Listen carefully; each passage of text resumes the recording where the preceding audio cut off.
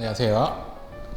우리 반려동물에 대한 궁금증을 쉽고 간단하게 알려드리는 우리 동네 수의사 전성곤입니다. 오늘은 지난 시간과 같이 저희가 이 아토피에 대해서 계속 알아보고 있는데요. 그래서 저번에는 저희가 아토피에 대한 전반적인 내용과 그 다음에 진단법 이런 거를 주로 설명을 드렸는데, 오늘은 이 아토피가 있는 애기들은 어떻게 치료를 하는지 설명을 해드리도록 하겠습니다.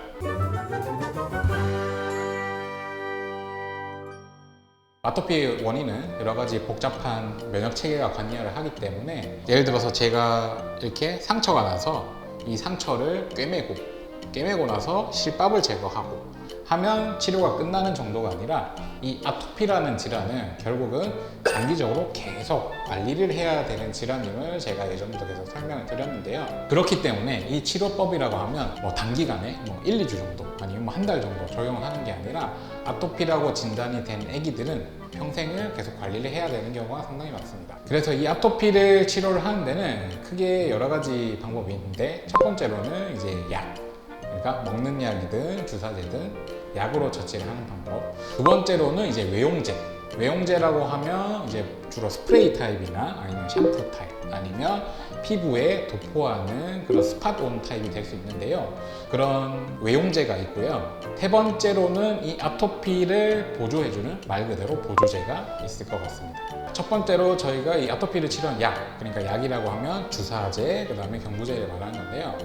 가장 사실은 효과가 좋은 거는 보장이 많이 아시는 것처럼 스테로이드라는 건데, 사실 스테로이드는 장기적으로 쓸 경우는 정말 많은 부작용이 있기 때문에 장기적으로 처방을 하지 않습니다. 물론 이 스테로이드라고 하는 약이 장기적으로 처방을 하면 수많은 그런 부작용들이 있지만, 짧게 정말 필요할 때만 쓰는 것은 좋습니다. 그래서 보호자님들께서 이 스테로이드라고 하는 거에 대해서 너무 많은 반감을 가지시는 분들도 계신데요. 이 부분은 길게 장기적으로 처방을 하면 물론 문제가 되겠지만, 특별하게 기저질환이 없는 아이라면 짧게 사용하는 것은 큰 도움이 될 것 같습니다. 그리고 두 번째로는 면역 억제제가 있는데요.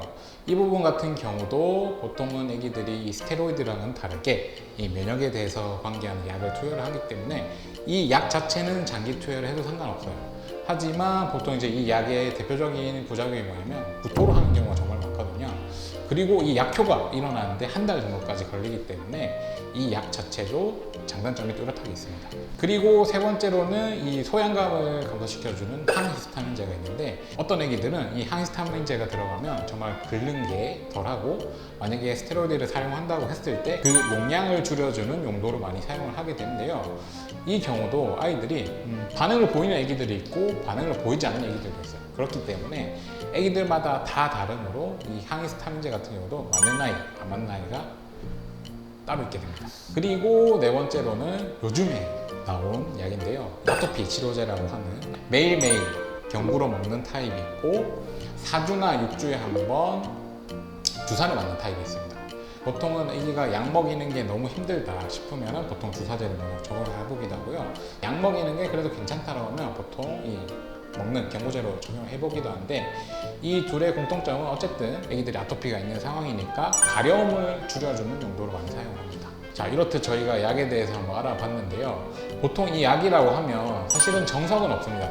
어떤 아이는 정말 이 주사제가 잘 듣는 애기들이 있고, 그다음에 어떤 아이는 주사제가 안 듣고 경구제, 다른 먹는 게 잘 듣는 경우도 있고, 그리고 어떤 아이는 이 면역 억제제를 장기 복용해야 효과가 있는 애기들도 있습니다. 그래서 이 부분은 정석이 있고 정답이 있는 게 아니라, 우리 아이들마다 이 다 치료제에 대한 반응이 각각 다 다르기 때문에 이 부분은 잘 맞는 걸 찾을 수밖에 없어요. 처음에 효과가 없을 수도 있지만 나머지 애기들한테 맞는 방법이 찾는다면 효과가 있는 경우도 상당히 많습니다. 그리고 또 이제 가장 중요한 건 뭐냐면, 아토피가 있는 애기들한테는 이 아토피에 대해서 관리를 하고 약을 먹고 주사를 맞고 하는데, 그 사이에 평소에 있던 이제 피부가 약해져 있는 애기이기 때문에 세균이나 곰팡이, 그리고 외부 기생충 감염 같은 게 껴버리면 그것 때문에 소양감이라고 하는 이 긁고 그다음에 씹고 비비고 하는 이런 부분이 해결이 되지 않을 수도 있습니다. 그렇기 때문에 우리 아이들은 가장 먼저 해야 되는 거는 이 감염성에 대한 것을 치료를 한 뒤에 아토피 치료제로 안전하게 넘어가는 것이 가장 좋습니다. 그리고 두 번째 큰 카테고리인 외용제에서 설명을 드릴 건데요. 이 외용제 같은 경우는 주로 이 스프레이 타입 아니면 스파돈이라고 해서 피부에 직접 도포를 한 타입이 있고, 그 다음에 샴푸 타입이 있습니다. 제가 아까도 말씀드렸다시피 이 아토피가 있는 애기들은 피부가 좀 약하게 돼요. 그렇기 때문에 보통 이 스파도 타입으로 뭐 필수 지방산 같은 거를 보충을 해준다든지, 그리고 평소에 피부가 약한 아이들이기 때문에 예방 효과로 세균 곰팡이 같은 게 과증식하지 않도록 약용 샴푸를 일주일에 2번 정도 적용을 하기도 합니다. 그리고 이제 보통 뭐 지간이라든지 아니면 뭐 귀라든지 이런 부분에 보통 알러지나 아토피가 생기면 문제가 되는 경우가 많은데, 그럴 때마다 국소용제, 그러니까 뭐 귀약이라든지 아니면 스프레이라든지 이런 걸 적용해서 아기들의 소양감 그리고 염증을 좀 가라앉혀 주기도 합니다. 이 보조제 같은 경우는 국소적으로 적용을 하기 때문에 전신에 대한 영향이 적다는 장점이 있습니다. 그래서 반드시 아토피가 있는 아이들은 이런 보조제도 같이 사용해주면 훨씬 효과가 좋다는 것을 기억해 두셨으면 좋겠습니다. 그리고 세 번째로는 먹는 이제 보조제 타입이 있습니다. 이 보조제라고 하면 저희가 매일 비타민을 먹고 여러 가지 뭐 항산화제나 이런 걸 이제 복용하듯이 이 피부병이 있는 아이들도 보조적으로 먹는 걸로 보충해주면 좋은 경우가 많은데요. 주로 대표적인 것은 이제 필수지방산 오메가3 같은 경우가 많은데, 이 오메가 같은 경우는 이제 항염 작용을 하는 경우가 많고, 그리고 이 피부 사이사이에 지지를 보충을 해줘서 피부 사이사이 구멍이 안 나서 아기들이 다른 외부 요인에 의해서 자극 요인이 없게 해주는 역할을 하게 됩니다. 그리고 요즘에는 여러 가지 뭐 오메가뿐만 아니라 뭐 비타민이라든지 아니면 피부에 좋은 뭐 PEA 같은 것도 있는데, 그래서 여러 가지 보조제나 이런 거를 보충을 해주시면 확실히 약효라든지 아니면 아이가 피부의 안정화에 도움이 많이 될 것 같습니다. 그리고 번외로 해볼 수 있는 게 뭐냐면, 이제 주로 대학병원급인 정말로 상급 병원에서 많이 하는 시술인데, 아토피 면역 치료라는 게 있습니다. 면역 치료 같은 경우는 상당히 좀 시간이 오래 걸리고 여러 가지 선행 검사가 많이 진행을 해야 되는 그런 치료법인데, 이 면역 치료라고 하는 것의 개념은 뭐냐면 아이들한테 계속 알러젠이라고 하는 항원에 대한 걸 이제 주입을 시켜주는 것이라서, 그거에 대해서 이제 아기가 이제 적응이 되고 감작 반응이 적게 나타나게 하는 반응인데요. 이 자체로는 보통 아기들이 아토피가 완전히 해결이 될 수는 없겠지만 그래도 엄청 드라마틱한 효과를 보는 경우가 상당히 많고요. 그래서 이런 이제 면역 치료를 하게 되면 물론 이 아토피라는 게 완전히 완치가 될 수는 없겠지만 사용하는 약의 빈도라든지 아니면 용량을 훨씬 줄일 수 있게 됩니다. 이제 저희 나라에서는 아마 주로 대학병원에서 많이 하고 있기 때문에 이 부분은 아직까지는 치료한 케이스가 많이 없는 것 같은데요. 그래도 앞으로 이런 부분도 저희가 한번 희망을 걸어볼 수 있지 않을까 싶은 치료법이기도 합니다.